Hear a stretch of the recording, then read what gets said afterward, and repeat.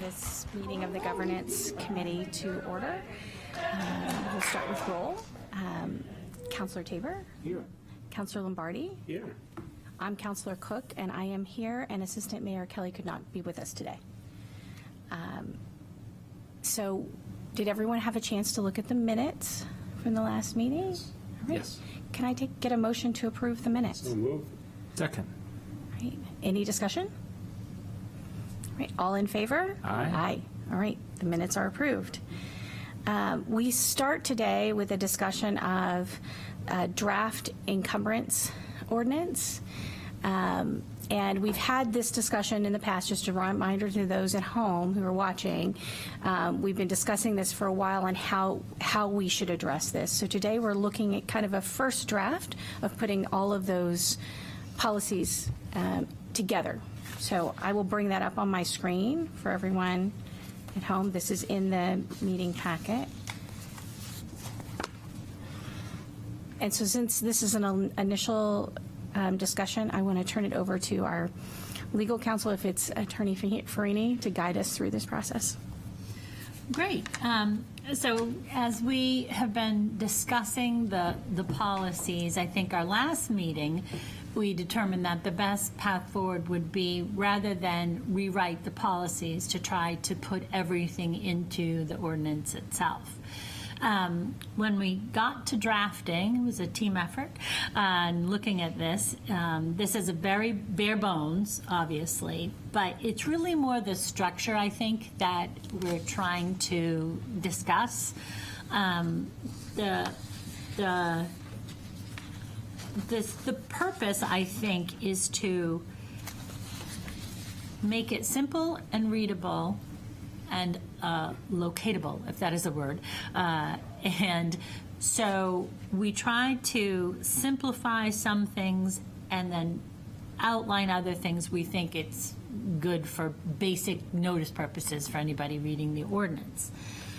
The way we structured it is really giving the city manager the authority to issue these encumbrance permits and licenses, with updating the council, on a regular basis, have the fees all determined by the fee study committee or by the council under the new ordinance if they need to adjust fees, and then also having the permits themselves be populated with more information and statistics and, requirements, similar to the outdoor dining ordinance, where we have a similar structure for the ordinance itself, but then you have design standards which are more detailed and actually the actual permit itself transmits a lot of information to the applicant. So really that's the broad question, is this structure something you think would work? And just to open it up for general discussion. Because if it's the wrong structure, we will go back to the drawing board and, try to create something different or just be open to further suggestions. Yes, Councilor Lombardi. I really like the simplicity of it, actually. My first thought was that, that I can imagine at least 3 people are worried about taking powers away from the council and putting them on the city manager, but I think that's appropriate myself.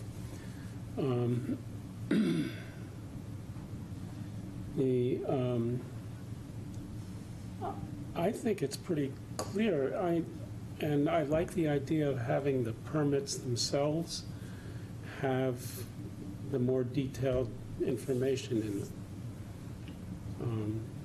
Because that can change by permit, I presume. And then the last thing, it references Article 13, Chapter 113, which is the enforcement penalties and stuff like that. it just made me think, I looked at that, so I brought that up, and I wondered if that has to be looked at too. And that is a yes. And I think we have good news coming this summer. Susan, I don't know if you want to explain our new intern's role.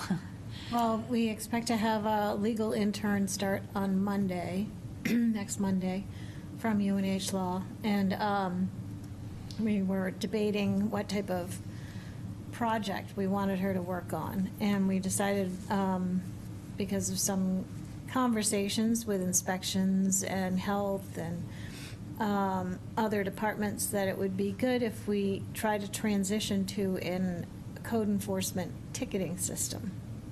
So we're going to be working on that this summer, and that may address a lot of the issues in the ordinance you're referencing in terms of enforcement.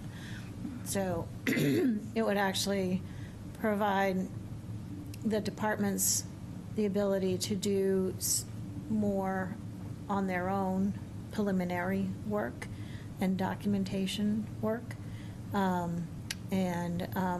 We'll probably be able to incorporate that into our HiQ program or OpenGov, one or the other, so that we will have that documentation and legal when it gets to the point where we need to take some true enforcement action, as we've done a number of times now that I've been here with injunctions in Superior Court.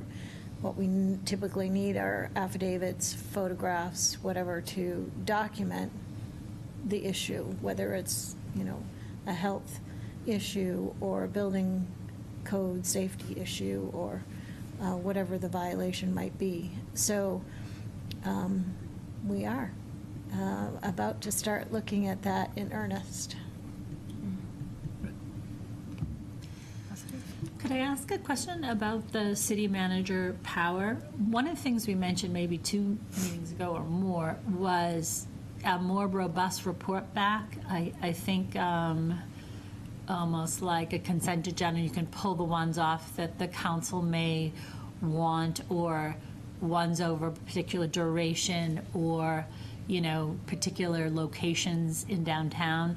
So again, this was the suggestion, but as we work through this, anticipating those questions, we could put some guardrails, in the city manager's authority, and then pass some encumbrances and/or licenses, which are just long encumbrances, to the council. So that's another issue that we would love to get that feedback to see what the council, what you folks feel would be best. Thoughts? Well, I think that, that's good. I mean, signs, signs that fit all the code, why does that have to come to the council? Right, the projecting signs, for sure.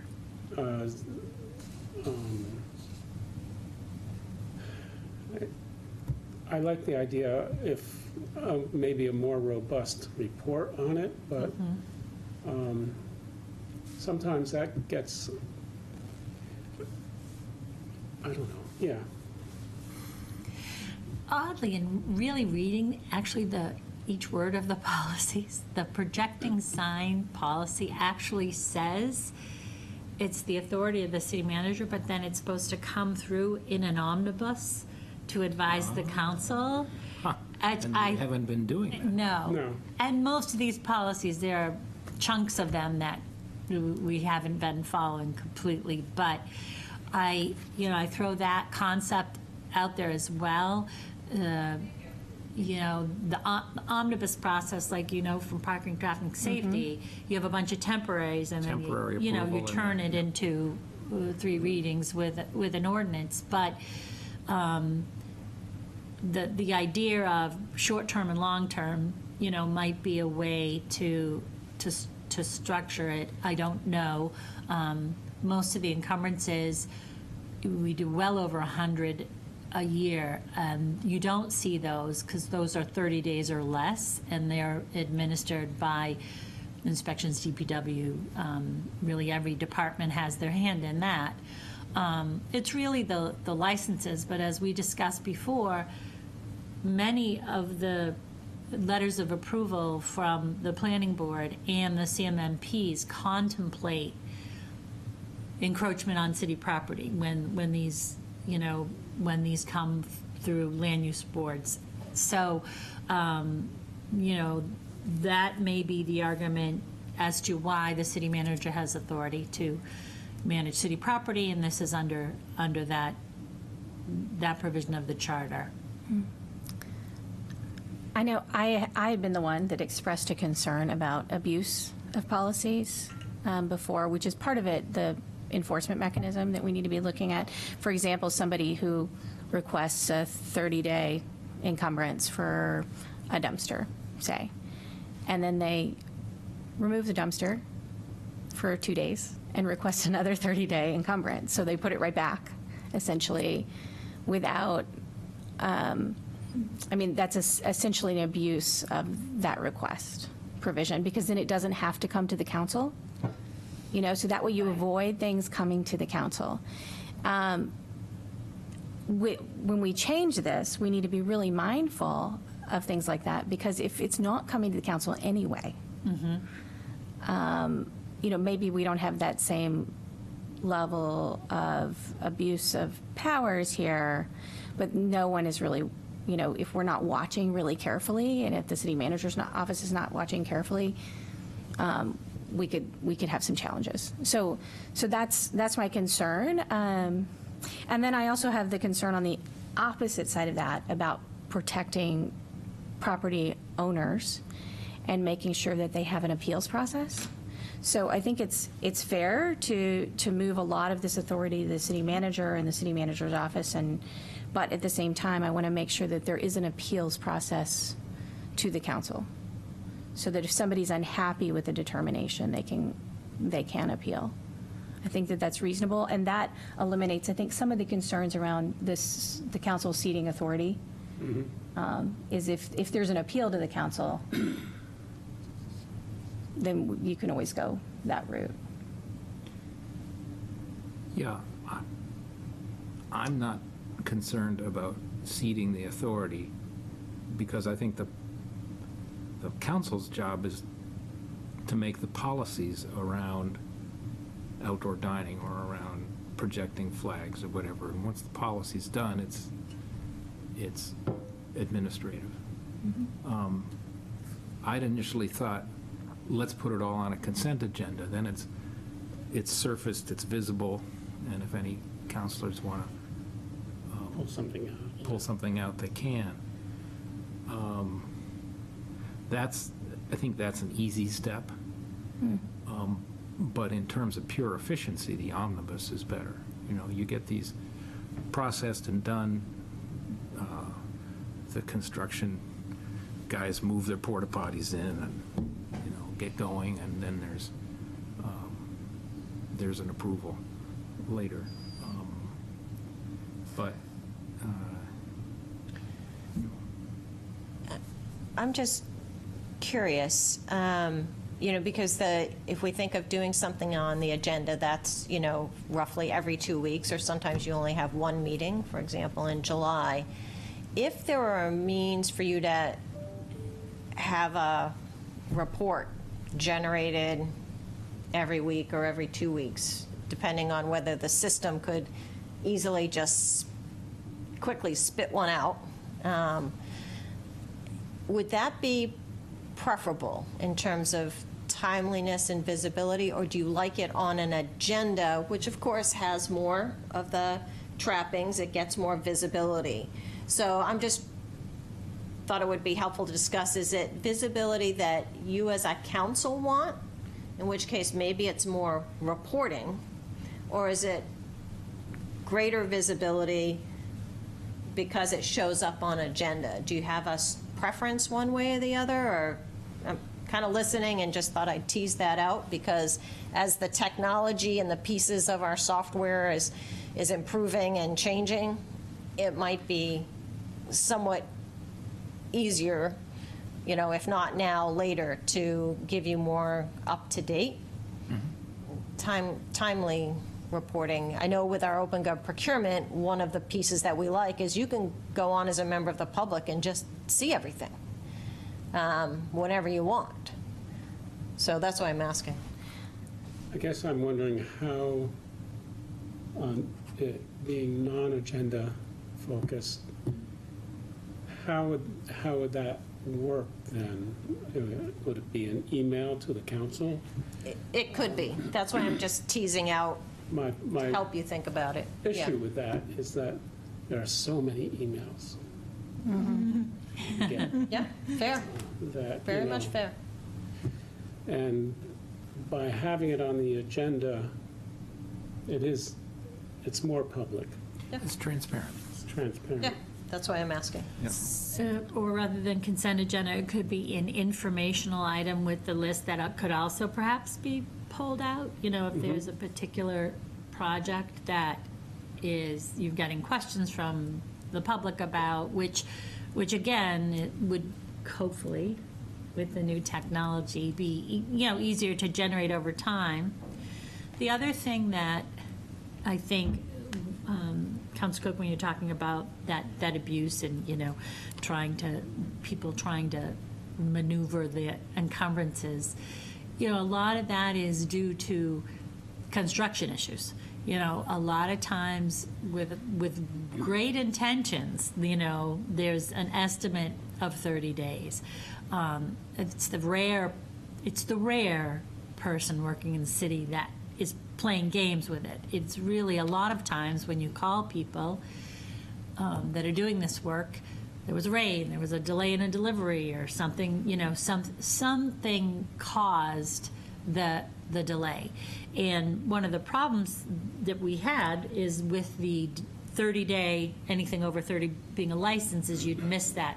You could miss that, little extension. As I said before, we would traditionally comment in encumbrance permits if it rained for 2 weeks and they couldn't actually avail themselves of using the space. Was it 30 calendar days? Was it 30 business days? Having some more flexibility in overseeing that, and again, renewals of licenses and having some flexibility on the permitting end, I think would actually help better communication. I think it'd be easier communication. And one of the things that I understand the transparency issue, I question what would be the end result of an appeal. So here, I'll give you an example. So this is why I'm asking this. So somebody requests a permit, say for outdoor dining, and they're denied. And they think that they fit all the rules, and they don't understand why they've been denied. So they ask for an appeal. The city manager's office, it's again denied. I want to offer them the opportunity to appeal somewhere outside of that office, because you don't really have a check on the city manager's office except at the council level. I mean, there's not another place to appeal that. And maybe it's not the council. Maybe it's a board, planning or zoning, or, so it's about deciding where that appeal goes, but just having the opportunity to appeal a decision made that's an administrative decision, I think, is important, because I don't want anybody to feel like they've lost all power. Because when it comes to the council, they can come to the council and speak so publicly about that. And this is not public per se. They can't come and speak to it, and they can't have supporters come and speak too. So I think that's my concern. And on the skirting the rules issue, the reason that this is something I'm concerned about is that I had a neighbor who had another neighbor doing construction for over a year. And so in order to avoid requesting a dumpster, the contractor used a trailer and parked it on the street because it was on wheels, and used it as a de facto dumpster and moved it a few feet into a different spot every 72 hours on the same street for an entire year. taking up essentially 2 parking spots, and didn't have to request because it was a trailer, you know. So this is Things that would not have come to us because they were skirting the rules to begin with. they were skirting the rules. So we need to be really mindful of the fact that there are some people skirting the rules, and making sure that there's a process to address that. Well, for that, I mean, in your particular example, you know, a call to the legal department, and we send out Jason to enforce whatever violation that there is. But in your other, sort of the initial example I think we took is somebody getting a permit and then coming back for another permit. Yeah. That, I think, is easily addressed with monitoring, calendaring, and reporting, Right, which right. we have a much better ability to do these days. Yes, and I think that the neighbor tried to have that addressed, but there wasn't a rule around it. So this is one of those issues of we maybe need a few more rules in some places. To be a little clearer, so Yeah. maybe drafting something that would address, you know, or not allow this type of, I don't know, alternative vehicle. All things are considered an encumbrance. All things are considered a Yeah. dumpster. Wheels Yeah. or no wheels. Wheels Wheels or no wheels. Yeah. Sorry, go ahead. Maybe it's actually less a license issue than a use of a parking space issue. And as we have been clear that, subject to the minor exceptions for mobile vending in one section of our ordinance, you know, vending from a parking space is not allowed. So maybe it's for uses, you know, we add something that says it can't be Yeah. for, you know, some kind of construction debris. So there might be more than one way to kind of Might be a couple of get at places that. to- Right. Yeah. But you don't want to disenfranchise the resident. Right. Who has a trailer and is deciding to load up their spring cleanup into their trailer on the street. Exactly. And then carting it off. But you don't want somebody parking a trailer for months on end, you know, on a street either. So like, that's really being used for construction. So this is there's a lot of nuance here. And I guess my other question around this is how do we do notices to abutters on some of these permit requests? So it's one thing if somebody's requesting an A-frame sign, right? It's another thing entirely if your neighbor's requesting to put a dumpster in front of your property for 2 months or 3 months because they're doing construction. Well, to back up a little, the other issue that might be a third way to look at this is potentially neighborhood parking that is being discussed right now, you know. And I think that's another, all three of these suggestions might be ways that might address that would require sort of that more formal request for something, because if there is a neighborhood parking program, then these kinds of things will be far more noticeable and far more identifiable than if there isn't. So, I'm sorry, but to go back, I'm sorry No. to wind, Yeah. go backwards on that. I think to the neighbors, the, anything that is downtown and is subject to a CMMP, a construction management plan, there's, the contractor / developer is required to give notice about what the plan is and what the staging's going to look like and the request for the licenses, and a representative from the city attends those meetings. So I think in terms of your larger development projects in the downtown, it's handled through that process. I think the trickier bit is when we have the encumbrances requests that we get all the time to put some ladders up or to do a couple-week project to fix the shutters. You know, those are just working their way through the system, you know, under 30 days kind of category of work, and it would be impractical, Right. I think, to give notice for those types of impacts, although certainly we could discuss it, but it's a burden, you know. I know even when we're trying to notice hearings for any number of different land use reasons, you know, that's a significant sort of time and energy and sometimes financial sink of notice. So it needs to happen for the bigger projects. But when you get to the smaller stuff of short-term duration, I don't think we right now, correct me if I'm wrong, Jane, have a good way that we could push out notice.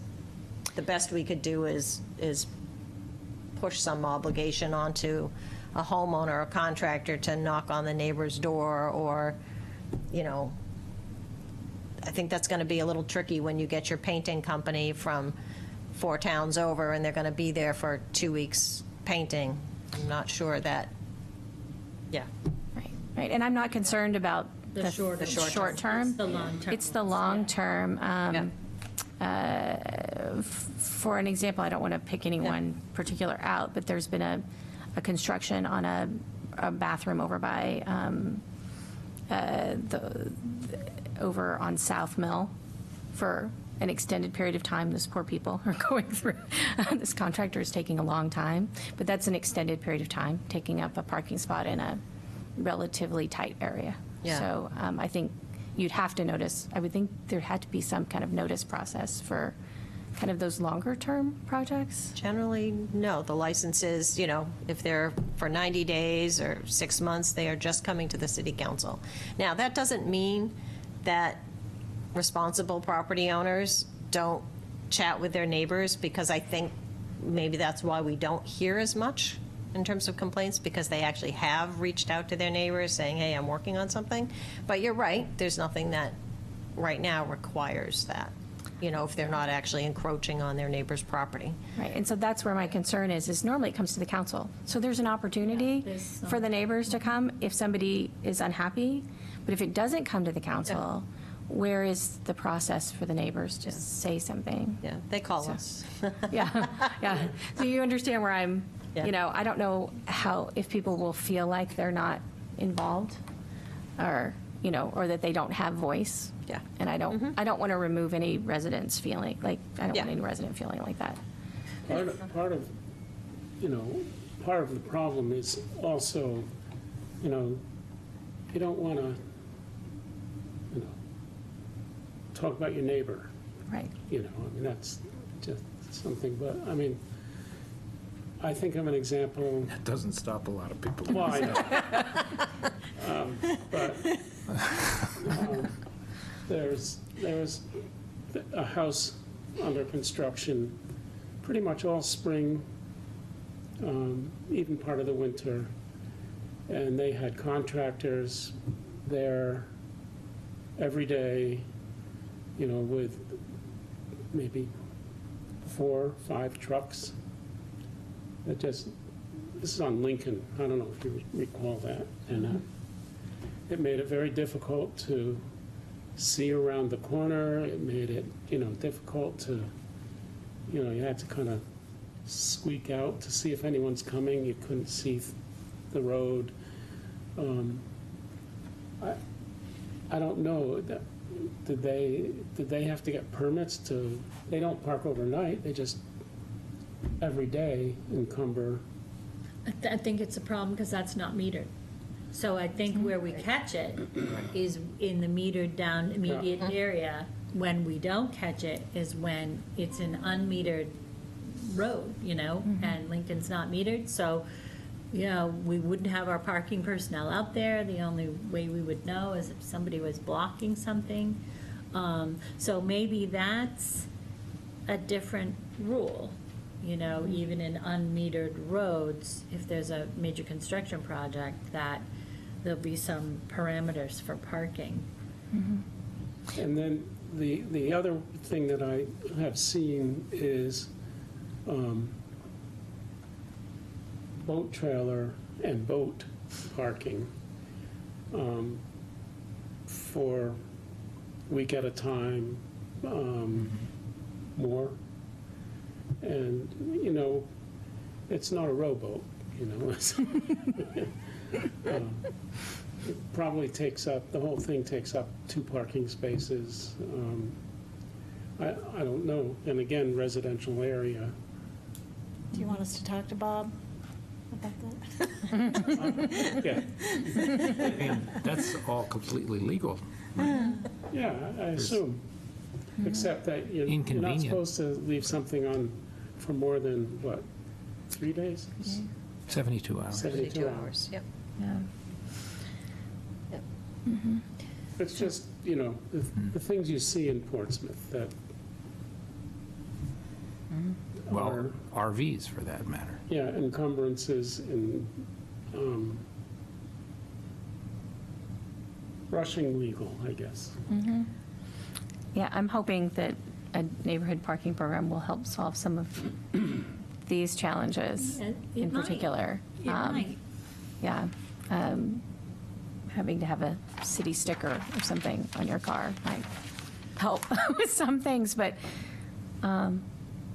yeah, it's a challenge. I mean, these are all kind of the challenges that I just want to make sure that there's a process for, that residents feel like they have some kind of process, either the person appealing, or neighbors having a process to appeal, which is, I think at least now they can come to public comment when these things are discussed, but I don't know what happens with that if we move to a system that everything is approved by the city manager and is just coming in and consent or informationally. I don't know how that necessarily works. Yeah. When you were on HDC, HDC has administrative approval, right? Yes. Yeah, And does, pull things out all the time. Yeah. okay, so it still goes to, it Yeah. still shows up on the agenda. Shows up on the agenda, and if people want to talk about one of the things, you make a motion to pull this out, and generally, people agree to pull it out if you have a question about it, so. Okay, It's the same as the consent agenda. so there's plenty of process there. Yeah. It's not the most efficient. And I guess is there there are a lot of people who don't want to rat on their neighbors. I know there are people who have no qualms about it, but maybe there needs to be an anonymous process to reporting, or, I don't know. It's just a thought. Well, if there's some administrative review,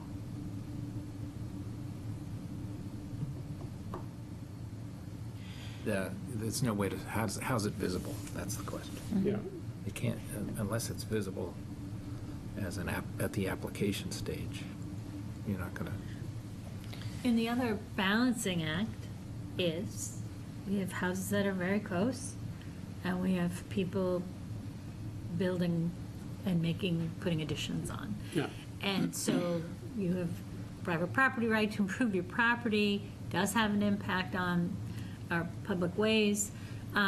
So at the same time, I'm just raising that as, we have a right we have property rights, and so we need to respect Right. the property rights of the individual. Again, when it's in the city's right-of-way or sidewalk or whatever that is, that's where we tend to look at it. But we have so much construction, and we have so many people tearing down homes and building new ones and creating these huge additions and small additions all throughout the city. So we have to be mindful of their right to do so in our limited roads and our limited space that we have. And how does a single-family owner, they're not a big developer who can, have someone park off-site and pull people in with a van, or have other commercial property where they can have some laydown or perhaps some parking. You have a single resident, a couple usually, trying to improve their home. So therein lies, a whole different set of criteria, you know, for folks getting to and being able to do the job. So a lot of places don't have driveways. They don't have, you know, so it's a challenge. Yeah, so I guess this is the needle that needs to be Yes. threaded in this. And I think it's important too to, because of some of those considerations, and that's another reason why we definitely need some kind of appeals process. You know, I think about the street I live on, where a few people do not have parking. It's a one-lane road with no leeway. So you can't pass somebody. So if somebody has a delivery, or if somebody has any kind of construction that has to be done on their property, we all just make accommodations for one another, because we know everybody's going to eventually have to paint their house. Right. Everyone, you know, and this is just the deal. You don't have a choice. But if anybody had to renovate, do a major renovation, there's nowhere to put a dumpster. You know, you would have to block the street, or you're going to have a dump truck come, and the dump truck can't get into driveway, so it's going to block the street. I mean, you can't park a dumpster all day. So, and, you know, you just couldn't have a dumpster, essentially. So there are some real challenges, and my street's not the only street like that. There are several streets in the city that have this challenge. Somebody can't do renovations on Gate Street unless they park something in a parking space, because you can't get in and out otherwise. And it creates some challenges to get around, I think. So we have to be really mindful of that issue and making sure people have the opportunity. But at the same time, we need to make sure people have notice, I think. You know, that's the real issue to me, is making sure people have notice, because while I may be really good about emailing my neighbors may be really good about emailing me. Not everyone is that way. So I think that's the key, is, you know, you don't want to be in a situation that you, say you're having a graduation party for your child, and you find out that, you know, the day before your neighbor decides on your street, because they're going to do major construction, to put a dumpster right in front of your property, right? Because they got permission to do that, and it's blocking the house, it's blocking, you know, the people coming to your event.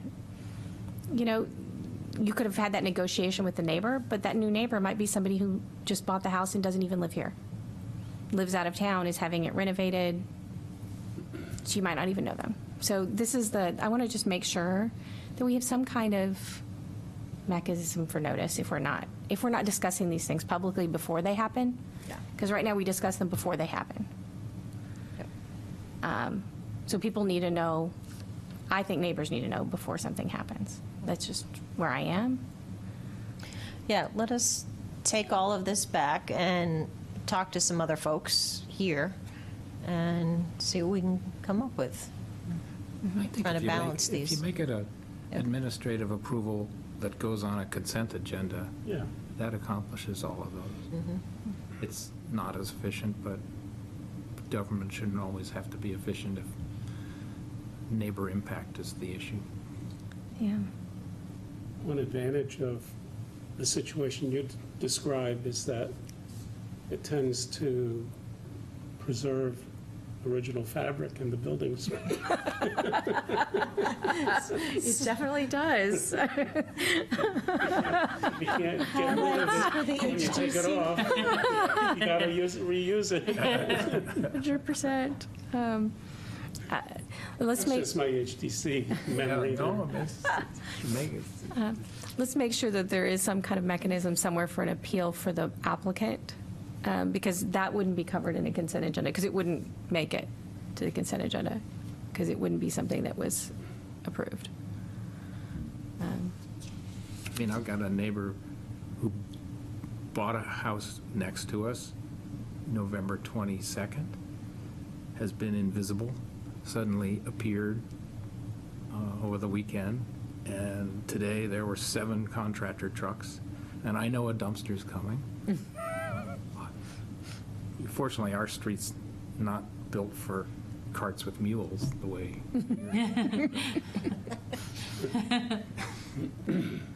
But dumpster's coming. It's basically how it works. So it's, it's more impactful, like we're talking about it is in neighborhoods, but it's much more impactful if you own a business downtown and somebody parks a dumpster in front of your business. And it's going to sit there the entire summer. And you didn't know. Like I said, the downtown is normally covered because of the CMMP process and notice. So, not to Yeah. say that there aren't occasional not knowings, or the owner knows but doesn't convey that to the tenants in the building. Yeah. Yeah, I would love to see some rules around the owner has to inform the people who are actually tenants. Because that's not, the people who are actually there on a day-to-day basis, including businesses, most of our small businesses are rent space, so they don't know something's going to happen. When those notices just go to owners, especially if the owner's like absentee owner and doesn't even live locally, I mean, that's really a challenge. Yeah, we know some of them. Yeah, yeah, so. But, all those rules can be made by the city manager, as long as we know that they're there.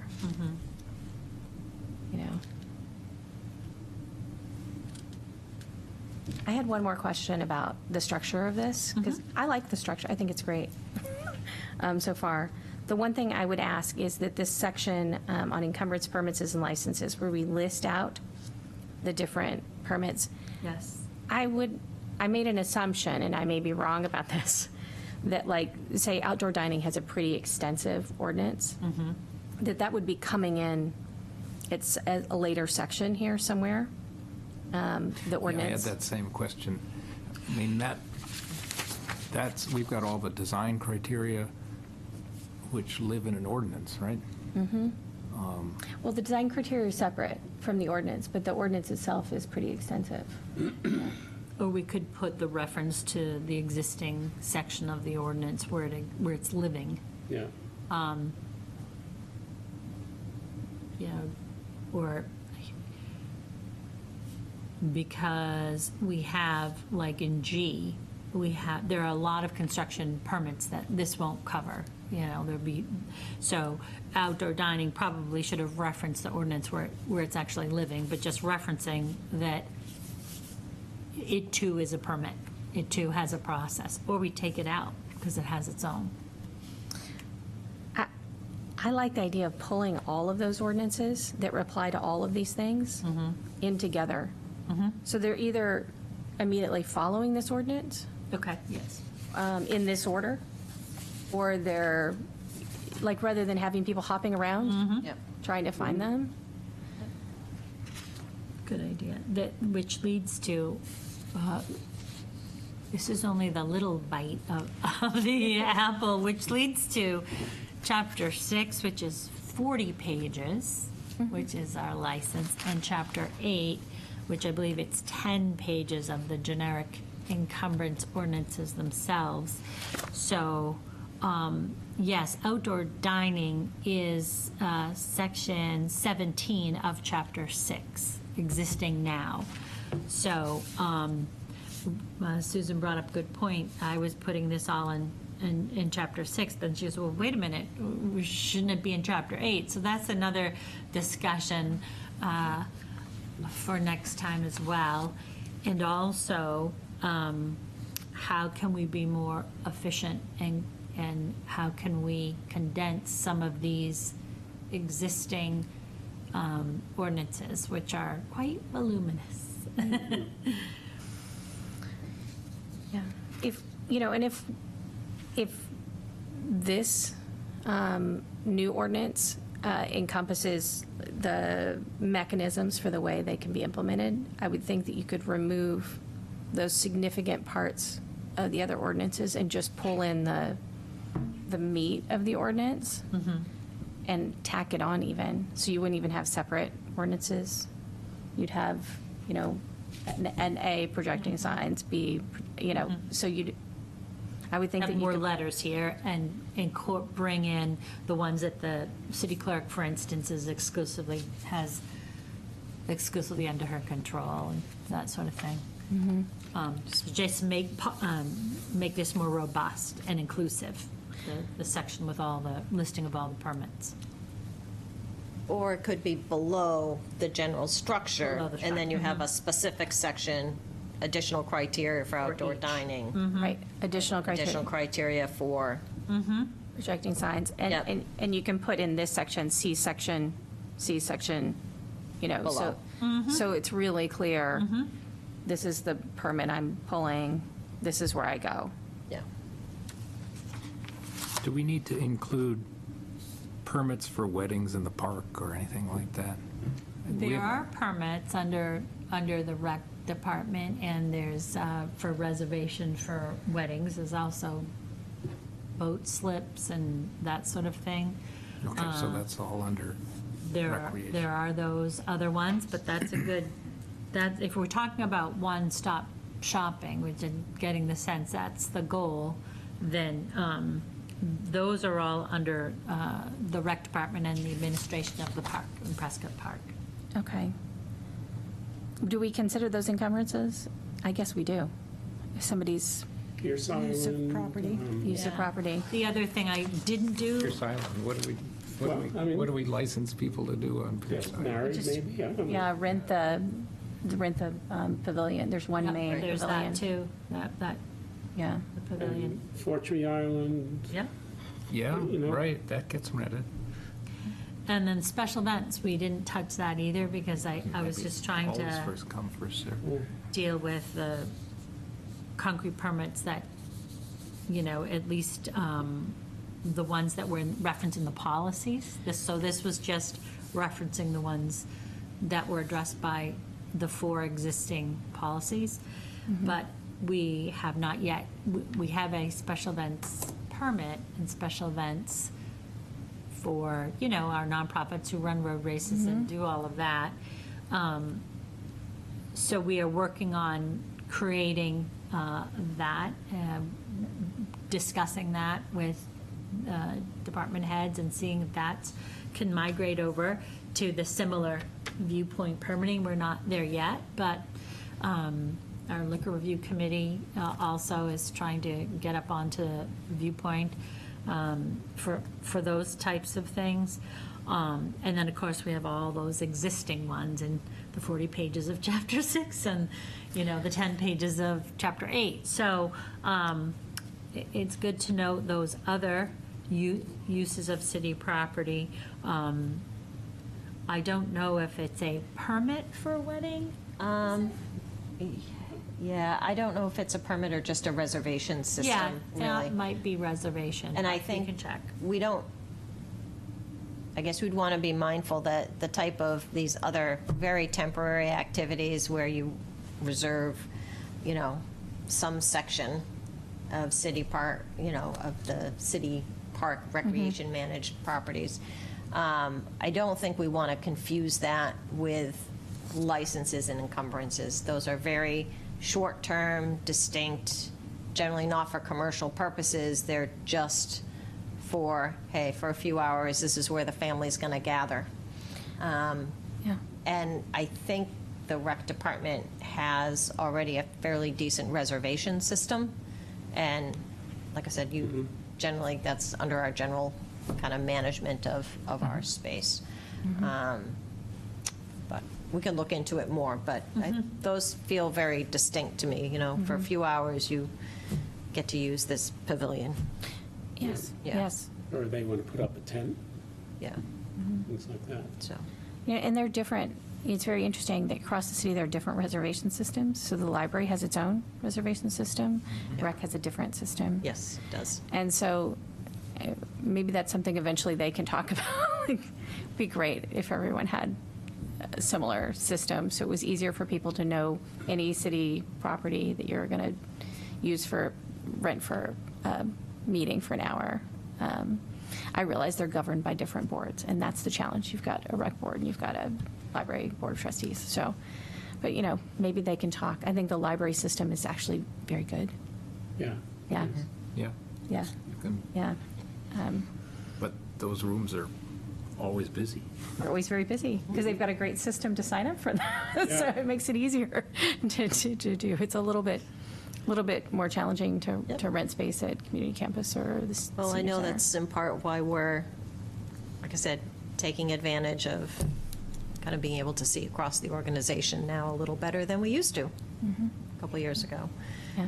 I want to say, though, that everybody's really good about, works really well with residents, in my experience, with allowing people to sign up for space. And I haven't heard any complaints about that. Right. It's good to know. Thank you. Yeah, yeah. This, though, encumbrances, it's a little bit more challenging. Yeah.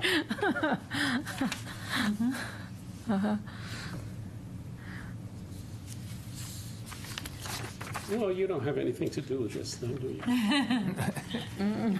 So, so I'll definitely try to weave in then other aspects of Chapter 6 and Chapter 8. Okay. The other thing, it sounds like you'd want some more feedback on is what are the processes, what are the, some of the, what will ultimately be the city manager's approval process. It sounds like maybe fleshing out what that is for encumbrances and licenses in advance to kind of help create that process, or at least it's a process that you're comfortable with before it gets, before this gets ahead of steam and. I can't speak for everyone. I would be more comfortable with that. I like the fact that we know what the design guidelines are for outdoor dining. That was helpful, I thought. Yes, and so if we knew what they were, so that, and then we wouldn't be kind of in the dark about how that works, and neither would the public. Yep. I think that's always helpful, too, if those are Look it published up on the somewhere. website. Right. Yeah. So taking this in like bite-sized chunks, maybe that's what comes back for the next meeting, the guidelines, or just a first draft at that. And then once you're comfortable with that process, then we can build out the ordinance. Would that make sense? It's reasonable to me. Does that seem reasonable to both of you, or? Just the design stuff for outdoor dining, or? No, the process by which the city Got it. manager approves encumbrances and Yeah, licenses. So yeah. some more It was- flesh to that, it was yeah, broader, on those bones. Yes. And I'm guessing there's probably a different process for special events. There is, So- and I think, If we pull that in, then we need to be mindful that that's a Right, different process, too, exactly. I think. Yeah, Chapter 8, I'm just looking at Chapter 8. Oh, my God. yes, So Yes. Jane's trying to define expectations for the next meeting. How much of this elephant do you want me to? Our campaigns within our limits. Just a reminder, we don't have to change everything in Chapter 6 or Chapter 8. It would just be great to pull it together in one, kind of more than one place, so it was obvious to everyone what all the rules are. and some of that,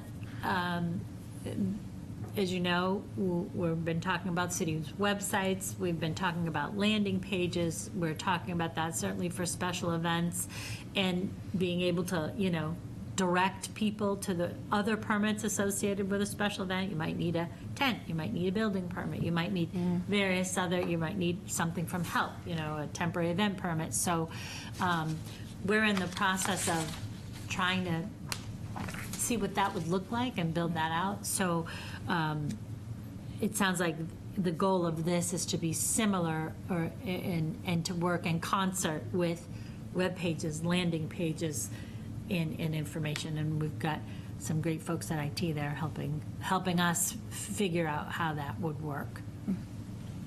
Great. Does anyone else have any other questions or concerns? I just want to know when Chapter 8 was really first created, because The dawn of man.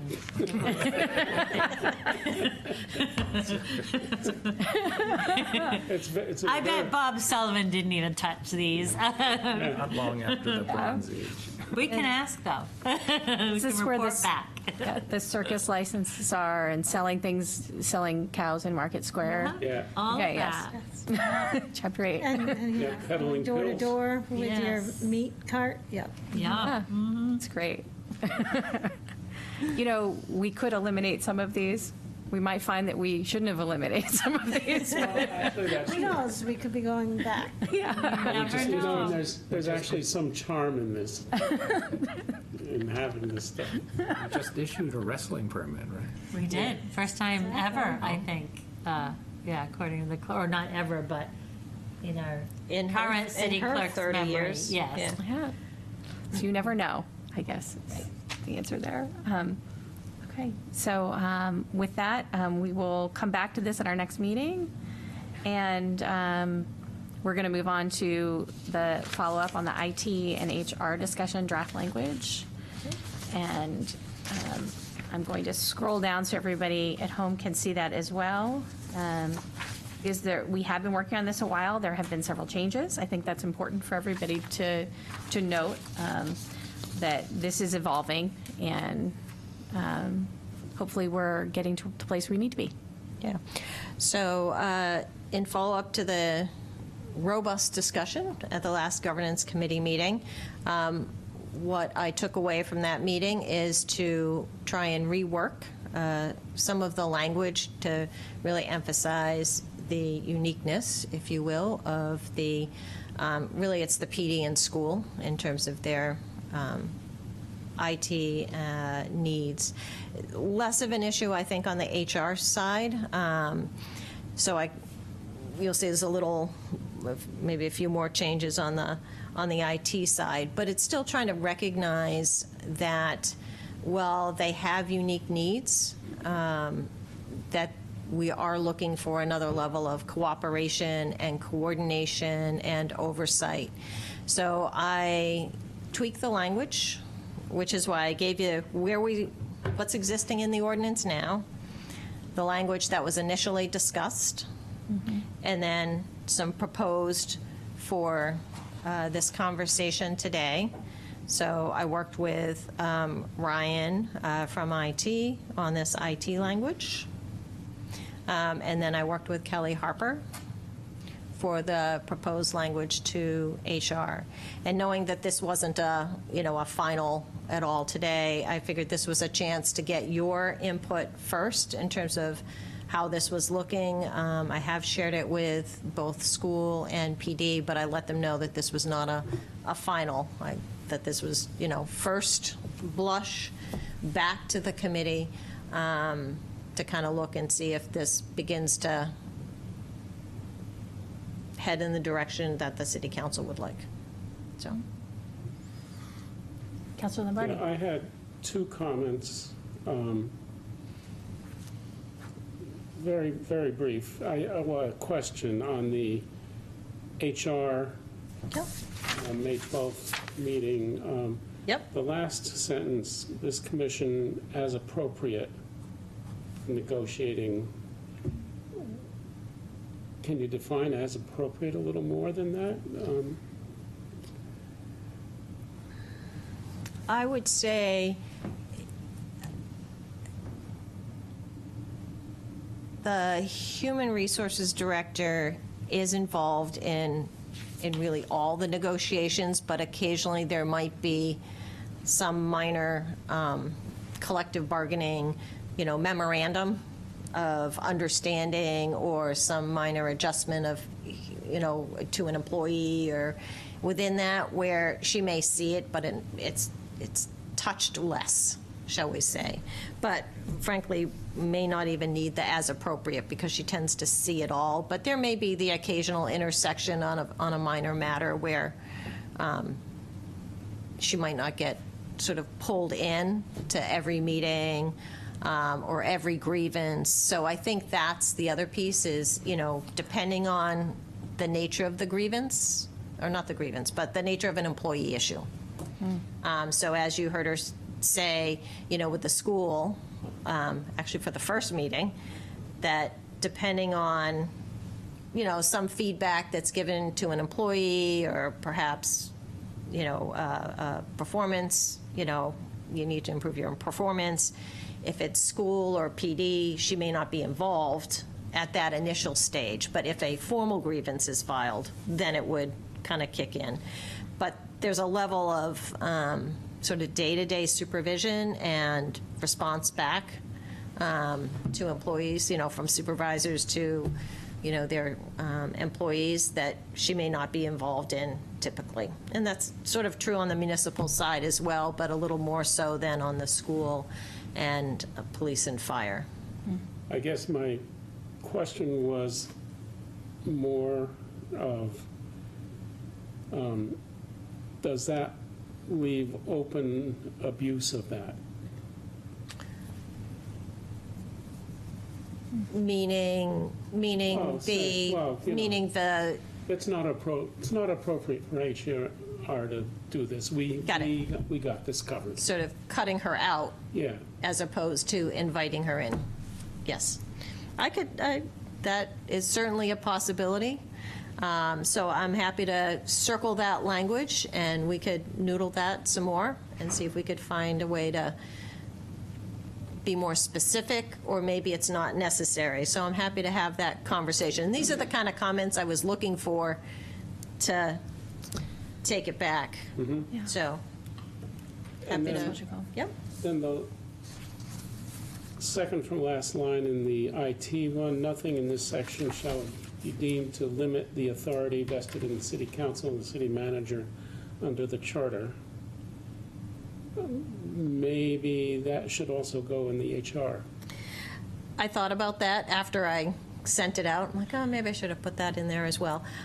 So I would agree with you on that, although in some ways it's not quite, I went back and forth, and I think maybe that's why it's in one and not the other, which is, oh, should I put it in both, or is it really not necessary because as a practical matter, you can't? But it's really nice to have that very clear statement that the intent of those charter provisions in 2000 was really to begin to send the signal and to make real IT and HR's role across all of the departments. And even though our implementation of it may have been very slow for many years, now that we are beginning to, have really ramped up in terms of both departments, of our professionalism, our staffing.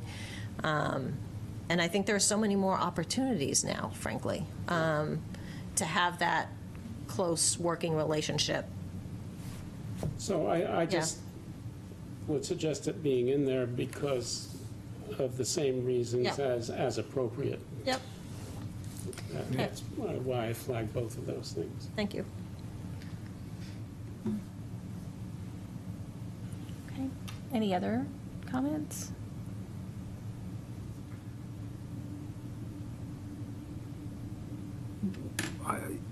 I guess my concern was, are we getting further away from a chief information officer that is responsible for all the systems? Because I thought our February, March language got us there.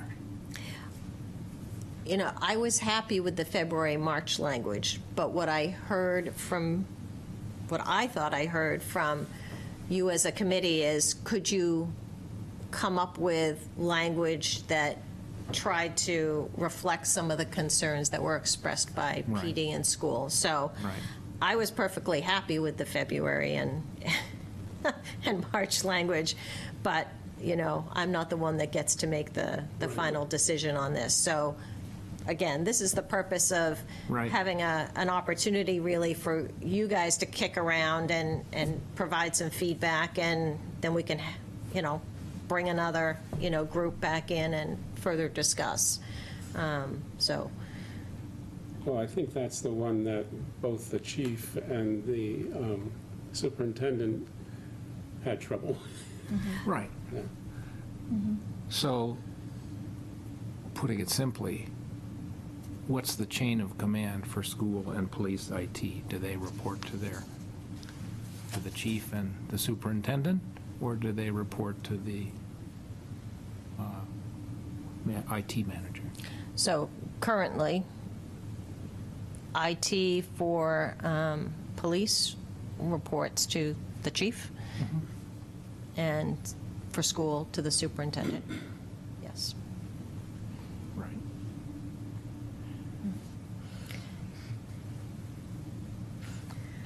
I had a question there as well. I looked at the new language, and I think what's bothering me about the new language is pulling out individual departments. And I kind of wonder if you could achieve the same thing by having the new language, but removing references to the departments. So for under IT, line 4 of the proposed May 12th, if you just, for all elements of municipal government, period, and remove fire department. But then in the next line, remove the police department and school department and say, some departments have systems that are unique to their environments, but shall coordinate and collaborate closely with the information technology department to ensure that all IT functions align with best practices. Or while some departments have, Yep. and instead of saying this department and this department and this department, just eliminate those direct references. And I mean, essentially, we're going to acknowledge that you have that some departments have unique Yep. software, because frankly, finance has unique software. That is true. That's true. It's not, HR has unique software. It's Legal not, has Legal has, yeah, we yeah, all do. it's, everybody has unique software. I know that there are concerns, but Yeah. it's, the effort, I think, is really to create some redundancy and support, not to eliminate anyone's unique Correct. software. I agree. I'm The only perfectly thing comfortable I with those disagree changes. with Yep. what you said is the word "but," Oh, yeah. and I would use, I forgot how you said it now exactly. Yeah. Well, While, some I think departments. While some departments have systems that are unique to their environments, then comment, they shall coordinate and collaborate closely, maybe, Yeah. instead of, Yeah, yeah. Or they shall still, while coordinating with,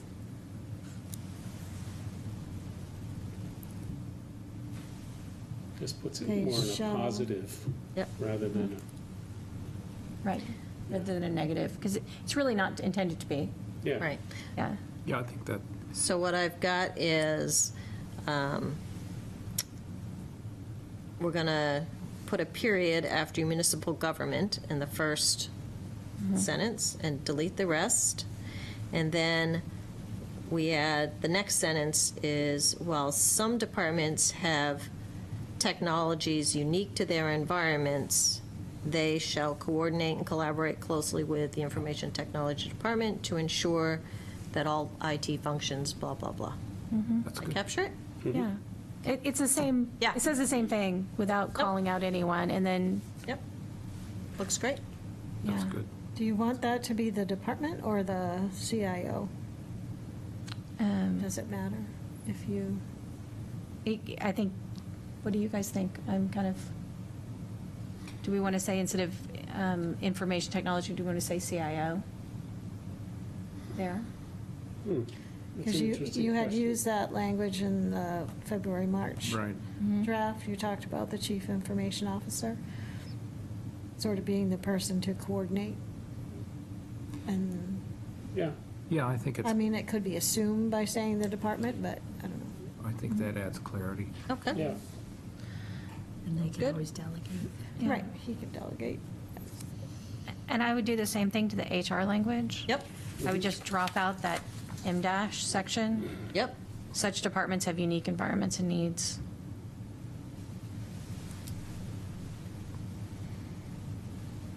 Okay. So, Sounds good.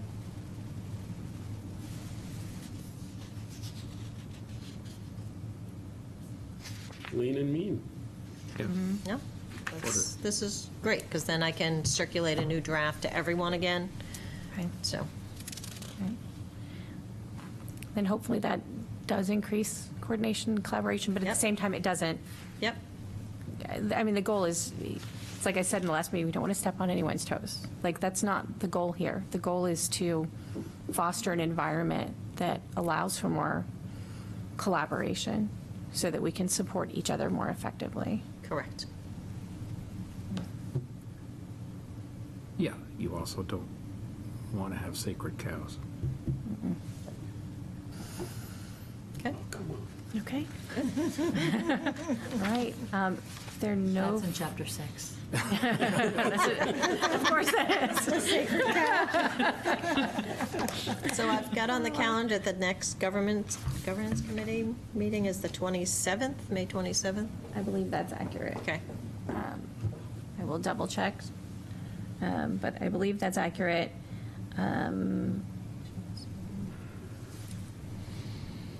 Oh, yes. That was the date that's really challenging for me, unfortunately.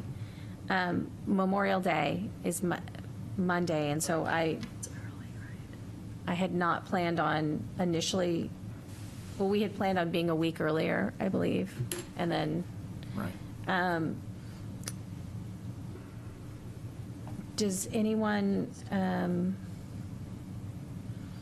Does anyone object to moving that out a week? I hate to do that, but going to June? So June 2nd, do you want the Monday? Since it's You- not a holiday? You may not have We have Suzanne. scheduled on the 9th. You may not have me. Oh, okay, so, Because that's the beginning so far. It may get continued, but right now it's scheduled for the Boyle trial. okay, Sure. And that would be jury selection on the 2nd. Okay. Suzanne? Say that again? Oil trial. yeah. Boyle trial starts on June 2nd, the next, and hopefully last Boyle trial. I can do the 27th, I just have to do a little earlier. I can't do 11. I'd have to do, And we're scheduled for the 9th, right? June 9th? we are scheduled for June, the 9th is what I have on my schedule. Does anyone, On the other hand, if we did the 2nd, we'd move the 9th to the 16th and move it off a city council night. Yeah. Well, which is very tempting, isn't it? Jane can bring back all her work, Yeah. and I may not need to go, but that's yet to be Okay, decided in terms of what's happening on that Monday. Yeah. okay, Yeah. Things are definitely up in the air, so. okay. So the 27th Say, is choose the dates out you like. at this point? Well, I can do the 27th, I have a meeting at 11:30 that I have to attend on that day. Okay. Because I hadn't planned on, I hadn't initially planned on governance being this date. I could do earlier on the 27th, so I could do 10. I can't do later, Yeah, I can do like at 10 o'clock on the 27th, if that works for everyone. Although, since Memorial Day is closed, when is the all staff? I just want to make sure we don't. It's run at into all 9 staff. o'clock. It's 9 to 10 in Okay. here. So Okay. I can check and see if it'll be free at 10 o'clock. Yeah, I mean, maybe we could just move it up to 10 instead of, Oftentimes, there's a PTS agenda meeting, but I see that that's been canceled at 10 o'clock in conference room A. Oh, okay. Oh, wait, it's back on, sorry. Oh, so it's So here, it may, this room may be full, okay, full at 10. all right. So maybe not then. So then there's the 9th. Yeah. We're scheduled for the 9th, but that's also city council. Yeah. And we could do the 2nd and just, we might not get to the IT stuff, the IT, HR stuff. Yeah. If that's, You'll is that a certainly have problem? new draft. Okay, because we could come back and then pick that up on the 16th. If that makes more sense. So the Yeah. 2nd, Second, at does the 11. 2nd work for everyone? Yep. Okay. And then the 19th? The 2nd and the 16th 16th, sorry, thank you. in June. Okay, And then we avoid city council night. yeah. Yep. Okay. which could be busy anyway because of budget, so, yeah. Okay, so if that And works. that's at It 11? may be we're all here, but 11, yes, yeah, maybe. We'll keep our fingers crossed. It doesn't look to me like we have anyone from the public. No, I For didn't public see anyone. comment. And I don't have any other business beyond with setting the dates. And the 16th? Yeah, the 2nd and the 16th. Yep. And then no other announcements. Could I get a motion to adjourn? So moved? Second? All in favor? Aye. Aye. Hey, we're adjourned.